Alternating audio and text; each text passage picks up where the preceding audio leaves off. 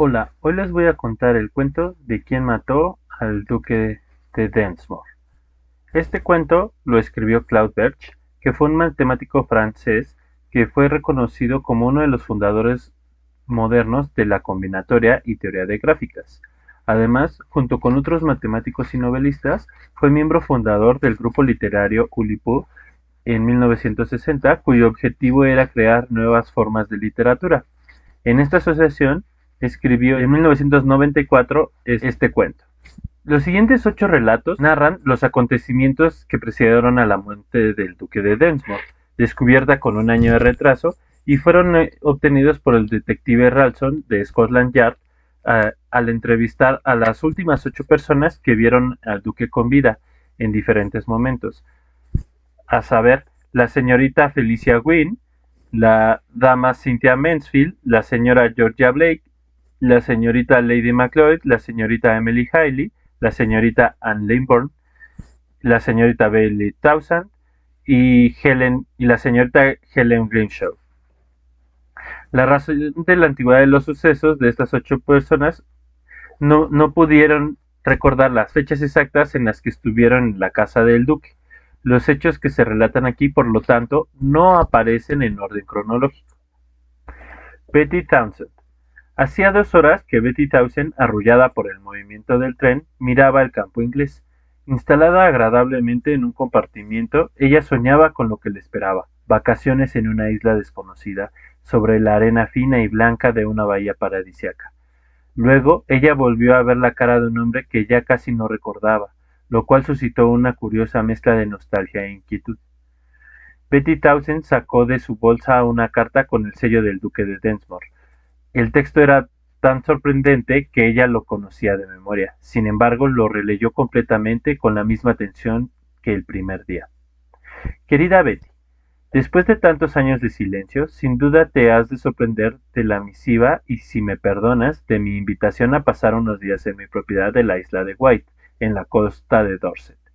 ¿No sería placentero que intercambiáramos nuestros recuerdos de Malasia e intentáramos revivir nuestra memorable casa de mariposas, por lo que recorrimos con despreocupación en los jardines de Penang, tras la mismísima hembra de Papilio euterpinus? La muerte de mi tío, como tú has de saber, heredé un pequeño castillo algo deteriorado, la única construcción sobre la pequeña isla aislada, pero encantadora. Este sitio te fascinará seguramente. Actualmente vivo como un ermitaño, con un solo trabajador doméstico, mi mayordomo Stuart, el cual es también un excelente cocinero. Y desde hace 2 años mis investigaciones me mantienen aquí. Las realizo lejos de todo contacto con la vida londinense. Recientemente hice instalar dentro de las diferentes torres del castillo pequeños cuartos independientes arreglados como estudios, todos con refrigerador, siempre bien equipado, para que mis amigos pudieran venir a visitarme con toda la libertad. Por otro lado, la configuración del castillo, con sus estrechos laberintos, sus zanjas encajadas, sus pequeños salones confortables, es ideal para un retiro de estudio y casi solitario, que no pueden desperdiciar incurables excéntricos como tú y yo. Si deseas, previniendo Stuart en la mañana, podremos cenar juntos, escuchar en un viejo aparato de discos música de Greensleeve, jugar ajedrez, hablar de literatura o ropa. Como bien sabes, también hay una pequeña bahía con arena fina donde se puede nadar. Además, yo espero otros invitados que estarían contentos de jugar Scrabble contigo. Si estos planes te seducen, avísame lo más pronto posible, la hora y día de tu llegada, para que Stuart vaya por ti a la estación de Plymouth, ya que la lancha del castillo es el único medio de comunicación con la costa de Inglaterra. Querida Betty, mi más viva admiración. Con devoción, Jemery Morse. La carta estaba acompañada de un boleto de primera clase sin fecha para llegar a la estación de Plymouth. Betty cerró los ojos, trató de recortar el nombre del hotel de Singapur en donde ella pasó momentos tan agradables en compañía del duque, Le Raffles. Sí, ese, una tarde en un salón del bar que estaba agradablemente ventilado, le preguntaron si ella podría reemplazar a la pianista del hotel, que estaba enferma. Ella aceptó, ella aceptó, y mientras tocaba, Jeremy, con un vaso de whisky en la mano, no dejaba de contemplarla. Él sonreía y su mirada sin cesar de sus ojos a sus manos. Estos fueron, sin duda, los instantes más felices de su existencia. Desafortunadamente, después de varios días maravillosos en Singapur y de un corto viaje a Malasia, ella tuvo que regresar precipitadamente a Inglaterra, pues su padre estaba gravemente enfermo. Después, la única vez que escuchó hablar del duque, pudo percatarse que Jeremy la había reemplazado por una tal Georgia, una mujer grande, un poco loca, que habían encontrado juntos en el hotel. Esta aventura le parecía muy lejana. Arrullada por el movimiento del tren, Betty cerró los ojos y no tardó en quedar dormida. Despertó bruscamente cuando su compañero de vagón, un viejo calvo, que leía el Times de Londres, dijo con voz fuerte: «Señorita, creo que ya vamos llegando». En la estación, ella percibió un pequeño hombre vestido completamente de negro que enseñaba un letrero con su nombre. Seguramente era Stuart, el mayordomo del duque. Ella le hizo una seña con la mano. El hombre de negro avanzó. «Señorita Townsend». Después, sin esperar respuesta, Stuart se inclinó ceremoniosamente, tomó el equipaje y se dirigió hacia la embarcación, un pequeño barco de motor con el nombre Isla White. Visiblemente, esta embarcación no era nueva, pero su pintura descarapelada dejaba adivinar un cascarón de caoba con un perfil elegante, que testificaba un pasado glorioso. Una caja llena de legumbre, una caja de whisky, un paquete grueso envuelto con una tela oscura impermeable, cuidadosamente arreglado, ocupaban la parte trasera. Stuart dejó la maleta en el barco y ayudó a Betty a subirse a este y tomó la ruta a la isla. El mar, que casi siempre estaba agitado, en esta ocasión estaba tranquilo y azul. El sol dejaba caer sus rayos sobre el agua. Betty, con el pelo al viento, respiraba la delicia del aire marítimo, y su piel se empapaba con las salpicaduras de las sales que saltaban a su alrededor. En menos de 40 minutos vio aparecer un islote rocoso que la lancha rodeó. Al instante ella vio el castillo. La parte principal sobresalía de un precipicio donde la misma marea chocaba con las rocas. «¡Qué construcción tan magnífica!», pensaba Betty. Sin embargo, se sorprendió que los pisos superiores estaban demolidos y sin reconstruir, reemplazados por un tejado de piedra gris, probablemente para abrigar el granero. El muro que rodeaba estaba flanqueado por 4 torres, a las cuales les habían agregado ventanas de guillotina que eran por lo menos anacrónicas. La lancha atravesó un estrecho cañón bordeado de rompeolas malolientes y se acercó lentamente al puerto. Un boquete rectangular abierto en la roca con dinamita, como lo atestiguaban los pedazos de rocas esparcidos alrededor del puente.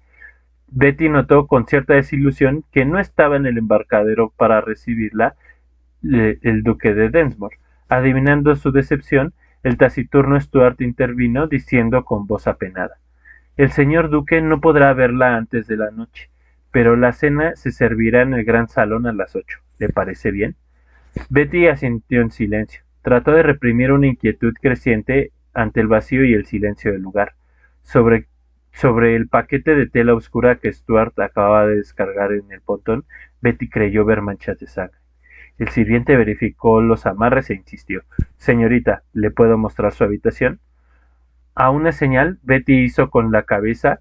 Él le tomó la maleta y se fueron los dos por un pequeño sendero rocoso que los condujo rápidamente al castillo. El puente levadizo parecía muy viejo para poder funcionar, y algunas de sus tablas habían sido reemplazadas por una tarima de hormigón. Luego de flanquearlo, no penetraron al interior del castillo, sino que siguieron por las murallas sobre el parapento exterior hasta un portal dispuesto en la primera torre. Allí se encontraba la habitación de Betty. Fue hasta mucho después, a su regreso a Londres, que Betty pensó que de nuevo en horror en el paquete de tela oscura con sangre y las reacciones sorprendentes de las otras 3 invitadas que encontró en la isla: Helen Grinshaw, Lady Cynthia Mansfield y Anna Leybourne. Diana McCloy. Toda la mañana Diana se había sentido nerviosa. El duque, un hombre alto, ligeramente encorvado, con bigotes grises, era como ella se lo imaginaba, pero sus palabras tímidas y torpes, cuando acudió a recibirla, no eran palabras calurosas que ella esperaba. Un día, después de una crónica que había publicado en el Sunday Times, recibió una carta de un lector desconocido, particularmente espiritual, a la que ella respondió inmediatamente. Hacía más de 2 años que se escribían para intercambiar sus impresiones sobre los libros que acababan de leer, sobre los eventos artísticos reportados en la semana, sobre las noticias de diversos acontecimientos en Londres.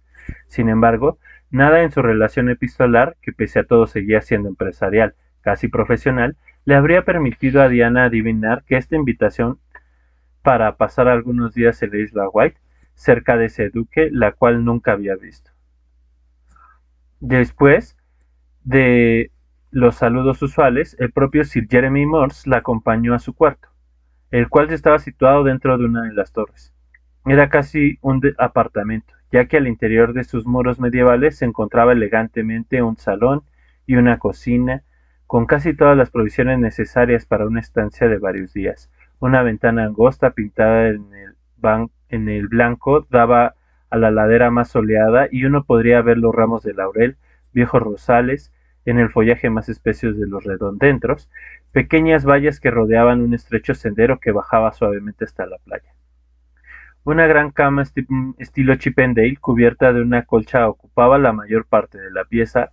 A la derecha, de cada lado de la ventana, había dos pequeñas acuarelas del siglo XVIII firmadas por R. C. Williams. En una mesa, una gran vasija de porcelana china repleta de rosas. A la derecha de la cama, una mesa de noche de caoba barnizada tenía en medio una placa móvil sobre la cual había unos libros, al parecer olvidados. Ese día, después de una mañana de escuchar las trivialidades de Lady Cynthia sobre sus aventuras en el casino de Monte Carlo, Diana decidió refugiarse en su cuarto. Se tiró extenuada sobre la cama, miró los muros recién pintados de blanco, las acuarelas que los adornaban, y tomó al azar uno de los libros de la mesa de la cabecera. The Best Chess Problems, compilado por B. P. Barnes. Los tres siguientes libros eran obras célebres de Lewis Carroll, acompañados de un pequeño tratado de matemáticas de Dodgson. Las obras eran de Paul Armstrong, de Jack Wilfine, de Jack Doyle, de C. Bank y de P. Beckhouse. El último libro, magníficamente encuadernado, era un libro de poemas metafísicos de T. C. Eliot, que Diana abrió distraídamente. Sobre la página del título, una mano imprudente había escrito con tinta violeta las siguientes palabras: T. Eliot, Top Bard, Notes Putrid, Tank Emanating, Isat, and is assigned its name, Nard Dirt Upset on Drab Pot Toilet. Al leer las letras al revés, Diana verificó que se trataba de un palíndromo. Esto revivió en ella aquellos sueños sobre el irritante desarrollo lineal del tiempo. ¿Por qué jamás podemos invertirlo como Wells o Frederick Brown? Pensaba en una obra de teatro que ella había empezado a escribir y que no terminaría, una obra donde el orden de entrada a escena de los personajes bastaba para determinar completamente la intriga, pues invirtiendo el orden de sus intervenciones se obtenía una nueva obra que revelaba una intriga diferente, un teatro palindrómico. El sol resplandecía esa tarde y le recordó otras realidades. Decidió entonces ir a reunirse con la joven Emily Haley, que ya debía de estar bronceándose sobre la arena en la playa al final del sendero.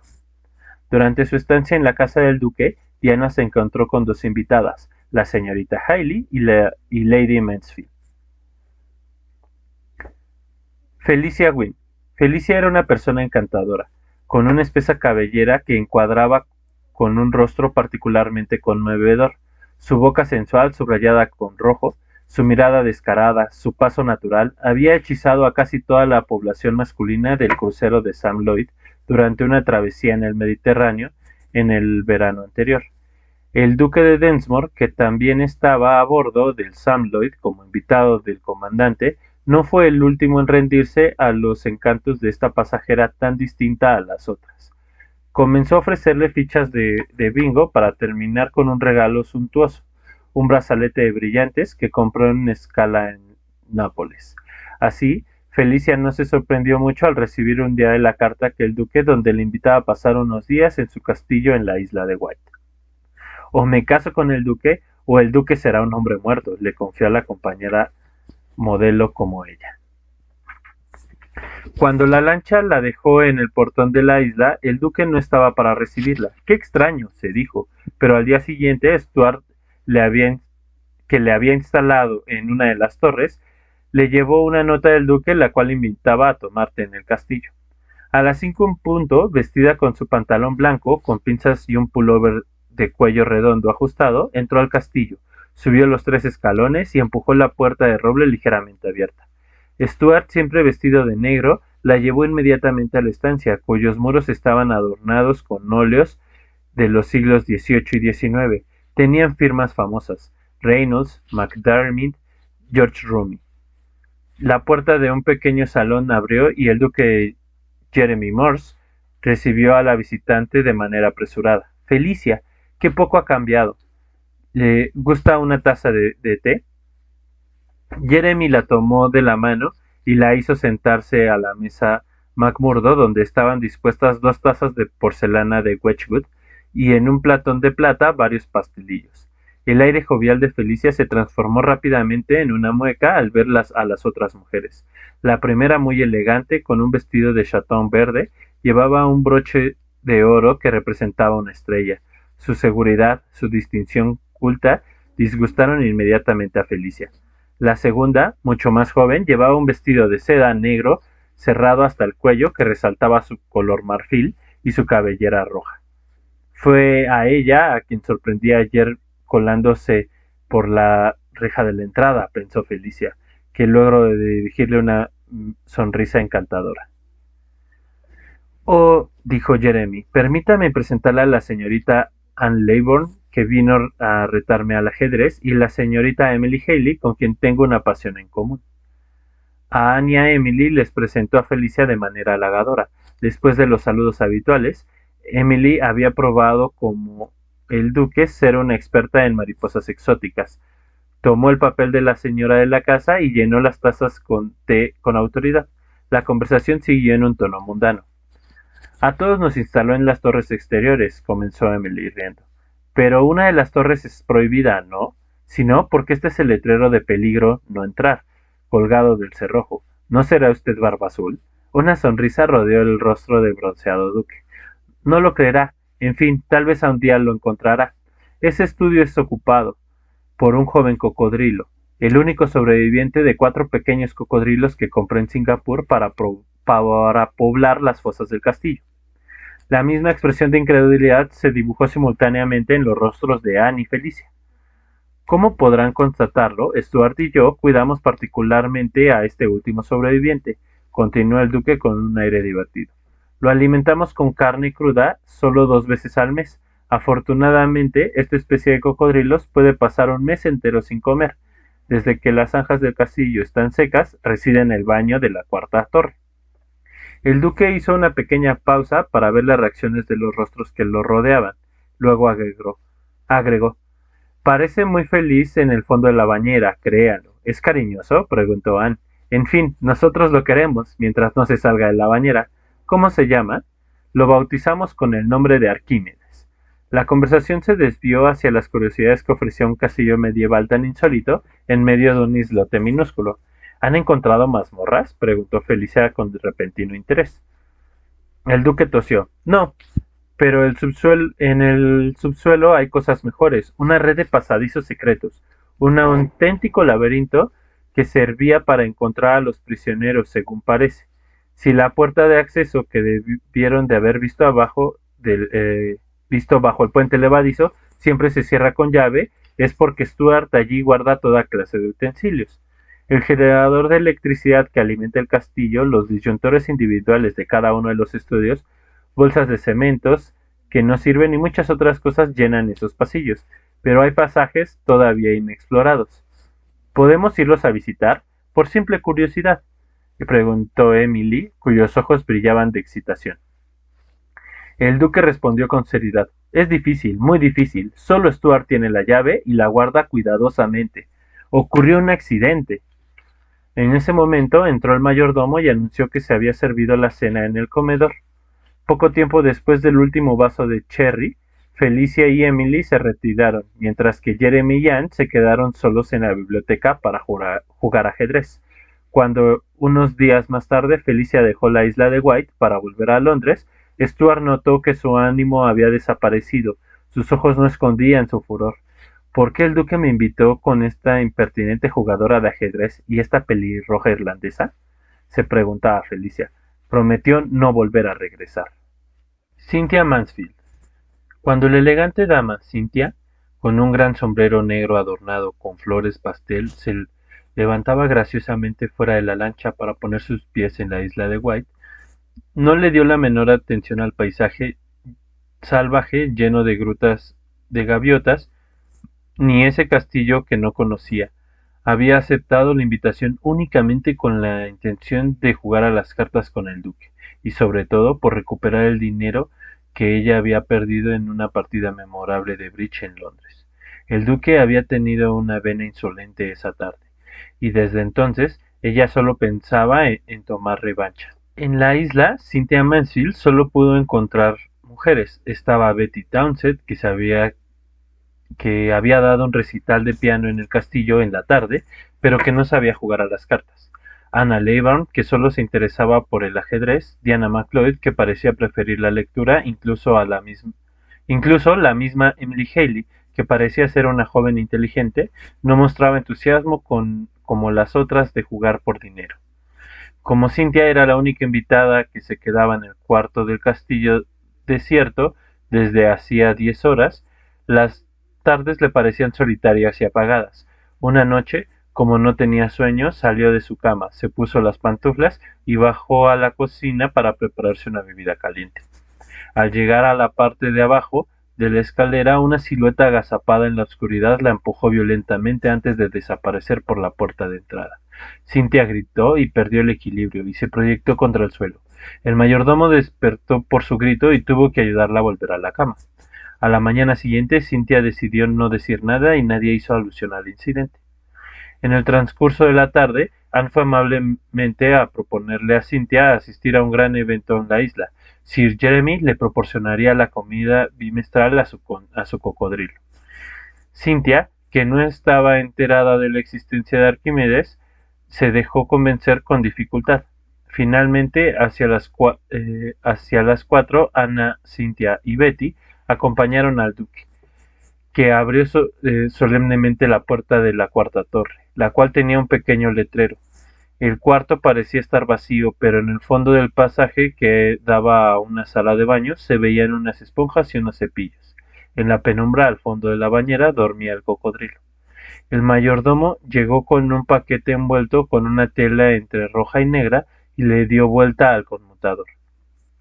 Una leve luz iluminó las dos piezas y Betty reconoció un paquete con sangre que había entregado en el bote. Stuart quitó cuidadosamente el hilo y vieron aparecer desperdicios de carnicería, pulmones de cabra, menudencias, mientras el olor a acre comenzó a llenar la pieza. Arquímedes podía comenzar el festín. Cynthia también vio a Helen. Anna Leyburn. Anna Leyburn llegó a la isla de Wight una mañana brumosa. Llevaba una estola de la India y flotaba al viento y estaba sujeta por un broche de oro macizo que representaba una estrella con un diamante en el centro. Desde sus primeros días en la isla, Anna parecía una persona decidida, todo lo contrario de Cynthia Mansfield, a la cual parecía detestar. Se le vio criticar abiertamente a Betty por su forma de interpretar a Chopin al piano. Daba consejos de cómo vestir a la pequeña Georgia Blake. Daba órdenes con autoridad a Stuart. Muy felizmente, nunca se demoraba con las otras invitadas. A veces, al anochecer, al final de la velada, se encerraba con el duque con un tablero de ajedrez. Definitivamente era muy buena jugadora y a malas leguas suponían que la verdadera intención de la visita a la isla era su voluntad de afirmar su superioridad sobre el duque en el noble juego, aunque hacía tiempo que él había brillado en diferentes torneos. Un día, sin embargo, ella le contó a Felicia cómo había conocido al duque. Jeremy lo conocí antes de que todas ustedes. Fue en Singapur, donde sobre todo quería enriquecer su colección de mariposas. Una tarde en el hotel lo vi tan desamparado, solo frente a un vaso de escocés, que sentía que debía tomarlo bajo mi protección inmediatamente. A la luz del poniente, una gaviota pasó por sus cabezas gritando. ¿Qué tenía? ¿No estaba con sus amigos?, preguntó Felicia. No lo sé, debió estar enfermo, por eso no lo dejé durante una semana entera. Fuimos juntos a comprar cocodrilos jóvenes a un anciano de Tan Katong Road y me acompañó a mis compras. En esa época él bebía mucho. Felicia se preguntó a dónde quería llegar. Una tarde, siguió platicando Anne, ocurrió un terrible accidente. El duque conducía velozmente Beach Road y probablemente había bebido mucho. Su automóvil atropelló a un muchacho del hotel.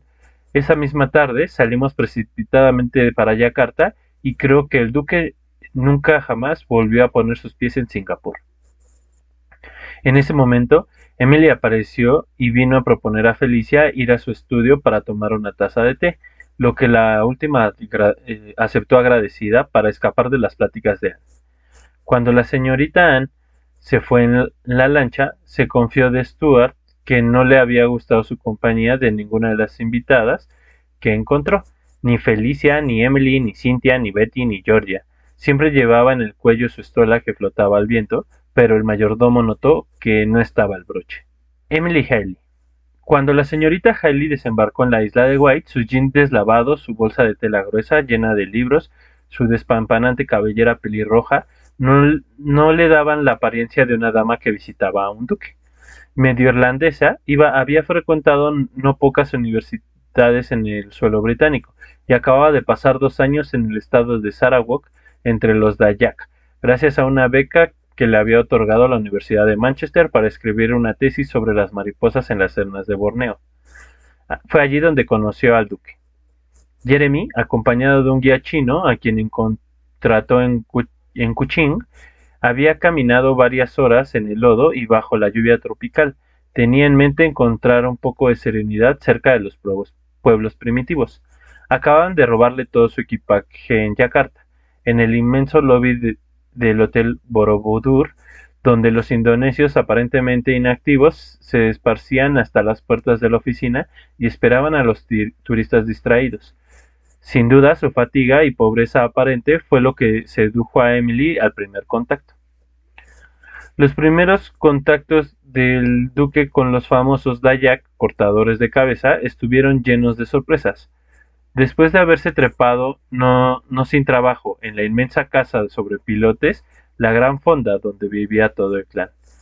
Fue recibido muy amablemente por el jefe, que le ofreció morada y cobijo. La morada porque quedaba un emplazamiento en la galería exterior donde se propusieron dormir sobre un colchón de ramas entre los perros y los ancianos.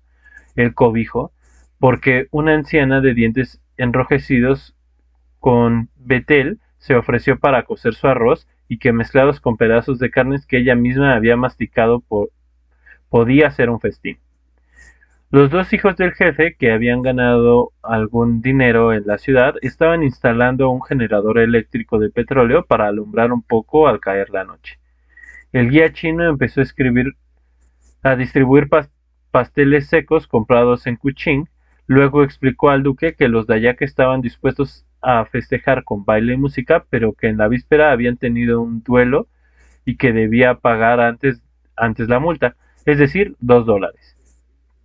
También le comentó que el cuarto más alejado había sido ocupado desde hacía varios meses por una muchacha europea que trabajaba en una tesis científica y que todo el día se la pasaba escribiendo en una máquina portátil. En la tarde, cuando apareció la muchacha, quedó maravillado. No tardó en llevarse la cama de ramas de la galería común al cuarto de la encantadora estudiante pelirroja.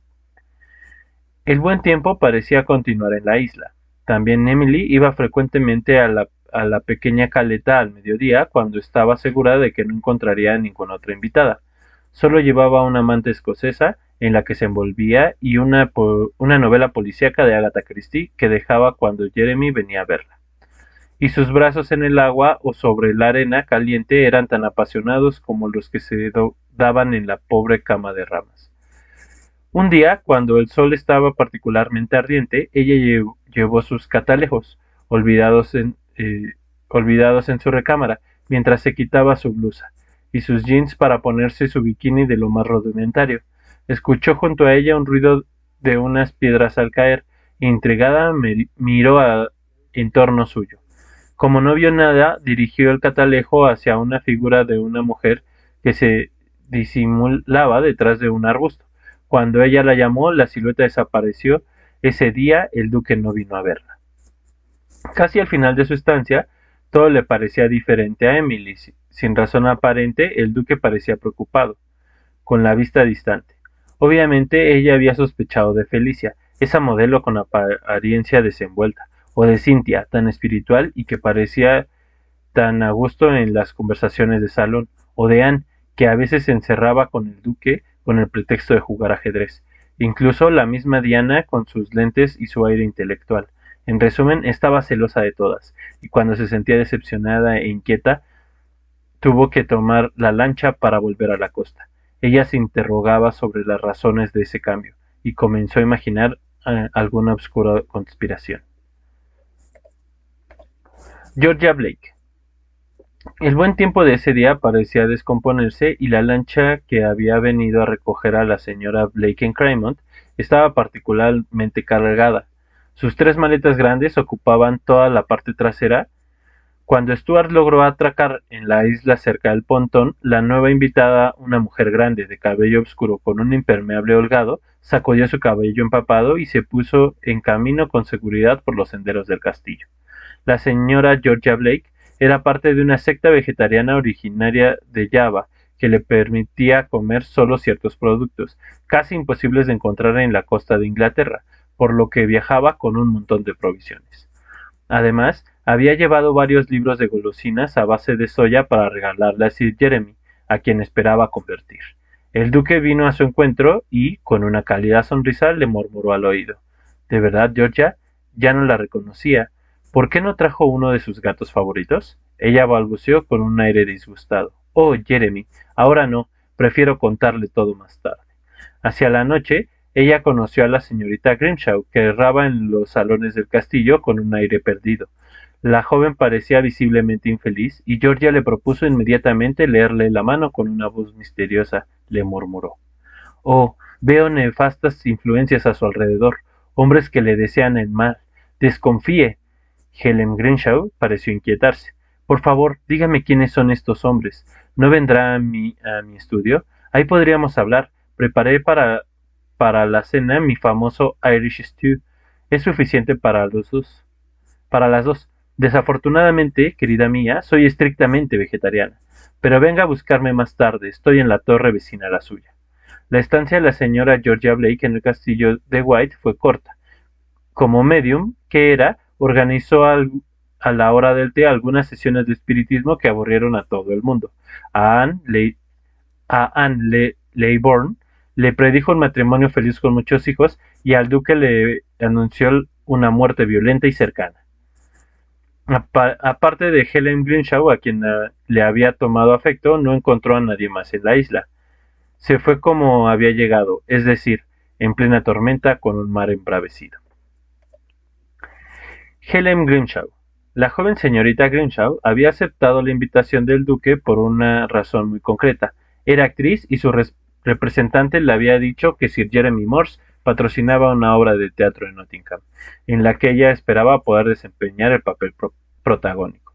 Su juventud, sus ojos llenos de promesas, su figura esbelta, sus piernas largas torneadas reveladas generosamente por una minifalda negra, no tuvieron éxito que ella esperaba con el duque. Pero no se rindió. Una noche le pidió a Betty Townsend, que estaba en el piano, que la acompañara. Lo hizo con una voz dulce. Quería cantar un aria de Ofelia. Desafortunadamente, el mayordomo interrumpió el concierto para pedir al duque que fuera con urgencia a constatar unos destrozos causados por el viento. Helen se puso algo pálida, y la señorita Blake tuvo que consolar a la pobre joven cuya decepción era visible. En otra ocasión, Helen sufrió un desaire de Lady Mansfield, quien llevaba un vestido de seda negro y no podía tolerar la minifalda desenvuelta de la joven. En cuanto al duque, un día le aseguró con un tono seco que no tenía en mente ninguna obra de teatro y le sugirió cambiar de oficio.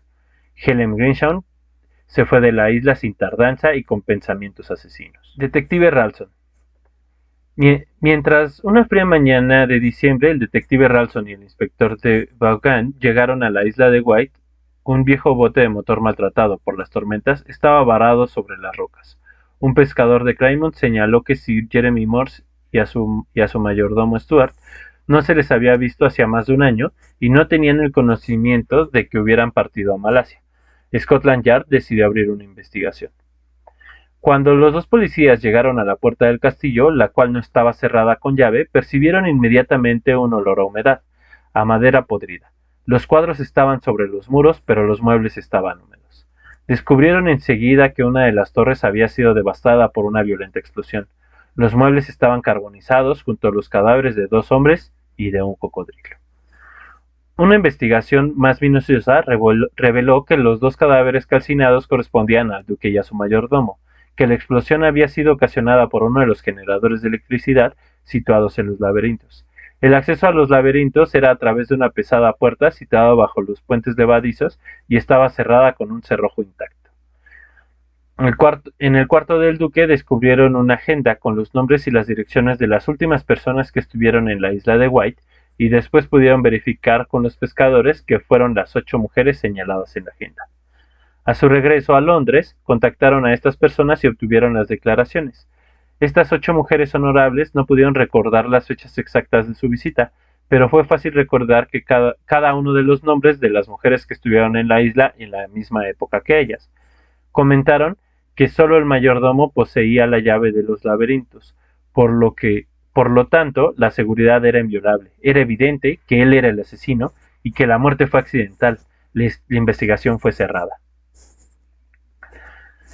Profesor Turner Smith. Ralston había estado en su juventud en Oxford, donde conoció a un estudiante particularmente brillante, Cedric Turner Smith, quien lo había ayudado a resolver un enigma policíaco. Después se distinguió por sus trabajos en matemáticas discretas y trabajaba como profesor en el Colegio Merton.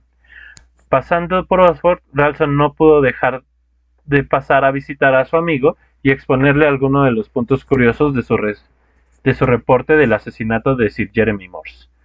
Lo encontró en uno de los cubículos del colegio y en lugar de dar un paseo por los jardines, decidieron ir a tomar una cerveza en el pub de los alrededores. Ralston comenzó a contar su descubrimiento de los 3 cadáveres, 2 hombres y un cocodrilo. Turner Smith se rió.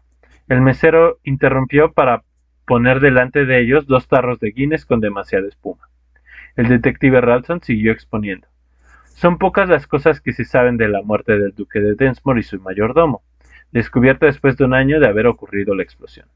Las últimas personas que estuvieron en la isla y vieron al duque con vida son 8 mujeres que no recordaron las fechas que estuvieron de vacaciones en el castillo, pero cada una de ellas recuerda muy bien el nombre de las mujeres que se encontraron y todas las declaraciones coinciden perfectamente.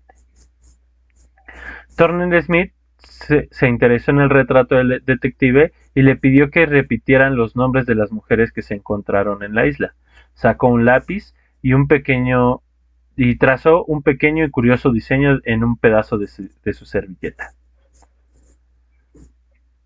Esta gráfica, explica el profesor, los puntos, vértices, representan las 8 mujeres y las líneas, aristas, que relacionan 2 de estos puntos indican que las 2 mujeres correspondientes se vieron durante su estancia en el castillo. Para simplificar, designemos a cada una de ellas por la letra inicial de su nombre. F para Felicia, la señorita Wynne; C para Cynthia, Lady Mansfield; G para Georgia, la señora Blake; D para Diana, la señorita MacLeod; E para Emily, la señorita Haley; A para Anne, la señorita Leybourne; B para Betty, la señorita Townsend; y H para Helen, la señorita Grimshaw. Así como ves, Cynthia solo encontró a Diana, a Emily, Anne, Betty y Helen. Felicia se encontró solamente con Emily y Anne, etc. ¿Estás seguro que el esquema está completo? Sí, y cada declaración confirma las otras. ¿Estás seguro de que ninguna de las mujeres regresó a la isla? Sí, totalmente confirmado por los marinos del puerto. Turner Smith miró un instante su dibujo y exclamó: «Ah, mi querido amigo, ¿no ves que esta gráfica exculpa completamente al mayordomo Stuart, a quien habías culpado injustamente?» Tú me aseguraste, continuó Turner Smith, que el crimen fue largamente preparado por una persona oculta dentro de los pasadizos del laberinto. Bien, esta gráfica muestra de una manera indiscutible que esa persona era una de las 8 invitadas.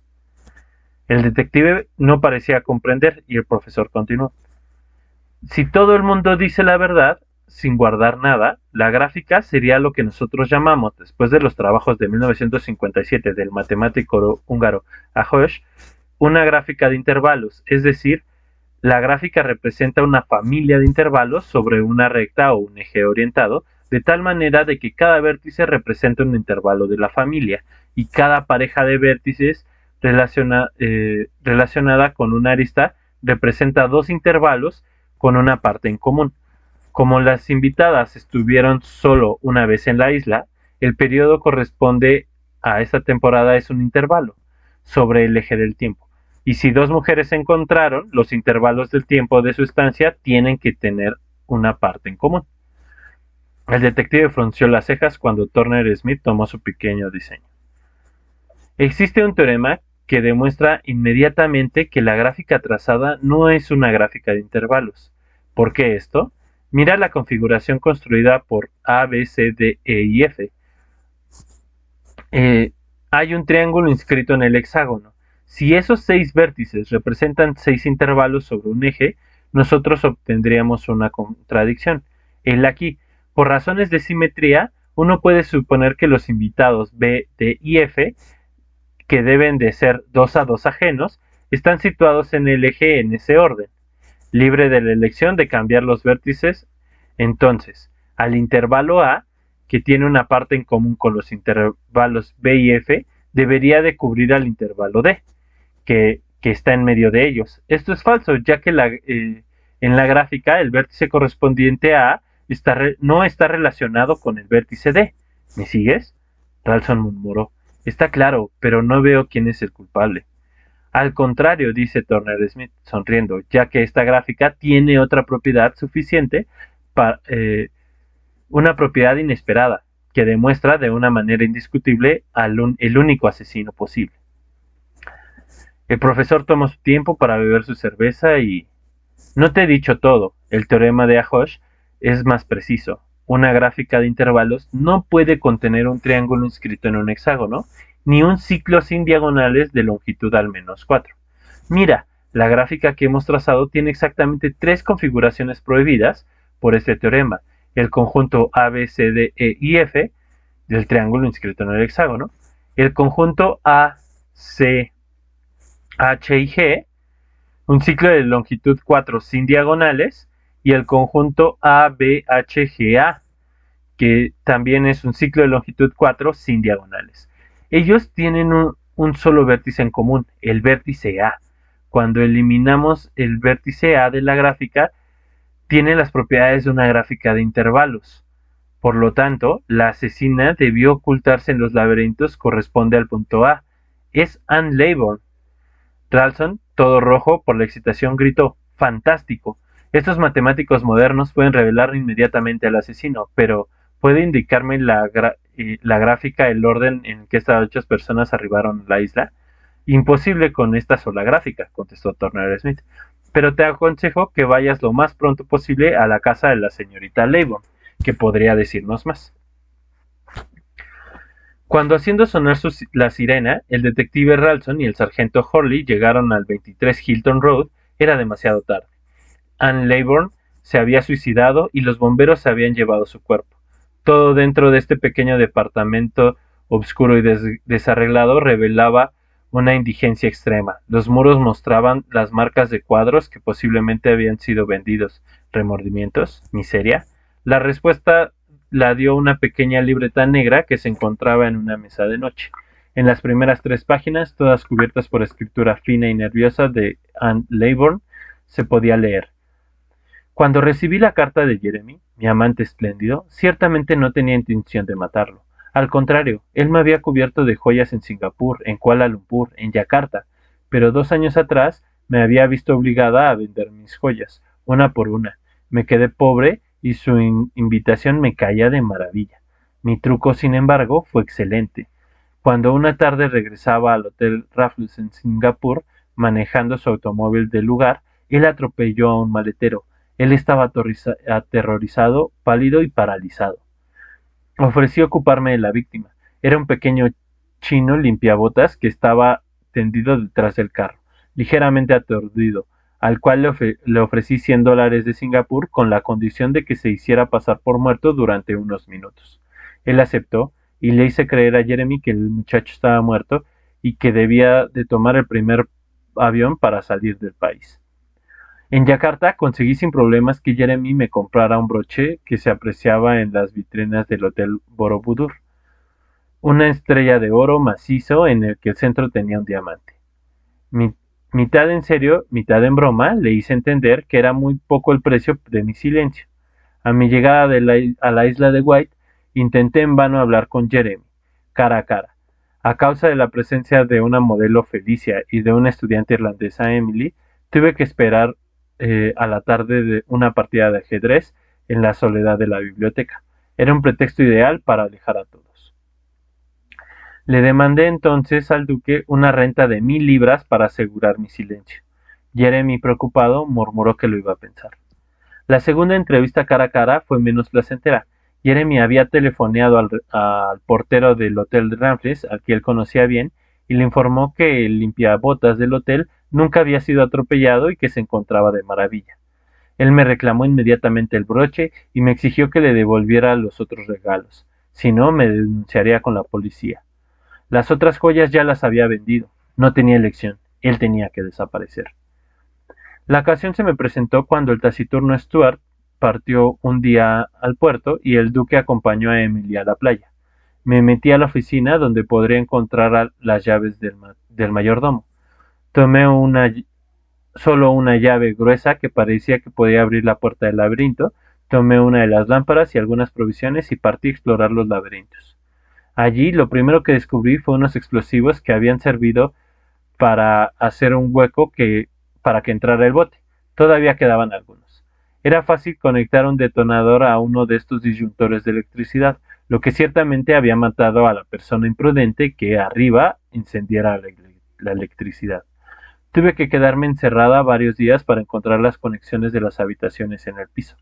De cualquier forma, me faltaban algunas herramientas y el cable eléctrico. Cuando volví a salir, era suficientemente temprano para poner la llave en el lugar sin que Stuart me viera. Unos días más tarde, mi plan estaba hecho.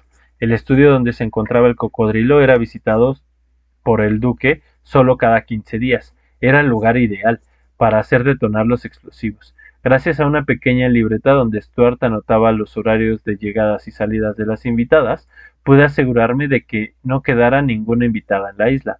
Entonces decidí ir a buscar nuevamente la llave a medianoche, cuando el duque dormía. Pero esto casi me hizo fracasar a causa de Lady Cynthia, que estaba esta detestable persona que se alojaba excepcionalmente en una de las habitaciones del interior del castillo, había tenido la idea de ir a la oficina en ese mismo momento. La empujé en la oscuridad y ella no tuvo el tiempo de reconocerme. La primera parte del plan se llevó a cabo como lo había previsto y no quedaba más que esperar a que el jaque mate. La señora Blake y yo fuimos las últimas dos en dejar la isla y debo decirlo, me fui con cierto alivio. Nota bene. Mis problemas financieros no se resolvieron y si no se presenta una oportunidad en los días que siguen, para mí será el fin. Bajo el carnet de Anne Laybourne se encontraba un pedazo de papel en cual se leían algunas palabras con la escritura esmerada del mayordomo. Bueno, con esto se concluye el cuento de quién mató al conde de Densmore y agradezco infinitamente a Laura Pastrana Ramírez por haber realizado la traducción de este cuento. Nos vemos.